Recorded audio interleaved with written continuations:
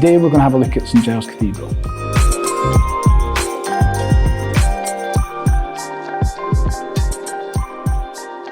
I call it St Giles Cathedral. I think we're meant to call it the High Kirk of St Giles as well. It's one of those classic things where it's got more than one name. It's the kind of High Kirk of the Church of Scotland, I think is its original title. It's the central church, although it's not really a cathedral. It's the first building I ever worked on at a previous practice. When I just started in my training, I was sent up there on my first day to have a look at it and help out, and on and off worked there for about 10 years on all manner of different bits of fabric work, replacing windows, replacing stonework, carving new pieces, re-roofing. So yeah, I'm a fan. I love it. I think there's something really exciting about it. I think there's some beautiful spaces in it, and that first building you've ever worked on, I think, stays in your memory. It's strange. It's a listed building, as you can imagine, being the centre of Edinburgh. But the building that's listed is actually a kind of classical overcladding of the original building. It used to sit right in the middle of Edinburgh, so they had the marketplaces around it. So it was really central to Edinburgh's kind of commerce, to its public life.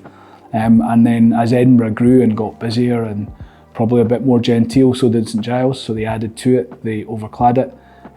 But there's still these really interesting parts to it. There's the Thistle Chapel, which is just a stunning piece of carving, just tucked to the back of it. That idea of something built out of such a heavy, dense material like stone, but the whole idea was to make it as light and as bright as you could. So these huge stained glass windows, those kind of soaring columns.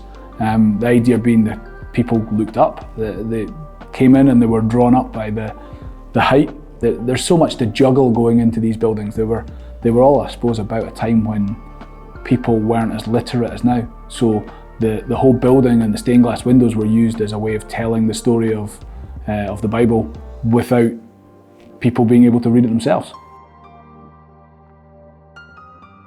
It's one of those funny institutions where I think everyone in Edinburgh recognises it. Most people, you look at the skyline and you see spires and you recognise it's a church. But that idea of the crown on the top of St Giles rather than a spire is really unusual. So it's one of those pieces that people just recognise. And now with Signet Library and Parliament Square around it and the courts, and the way that those spaces have been unified when they overclad it, obviously many years ago, it sits as a piece in the centre of town. It makes sense. I mean, I don't know anything about the original build of it all. My experience of it all has been about working on it, and if it was anywhere near as difficult to build as it was to repair and to build scaffold round, then it must have been just immensely challenging.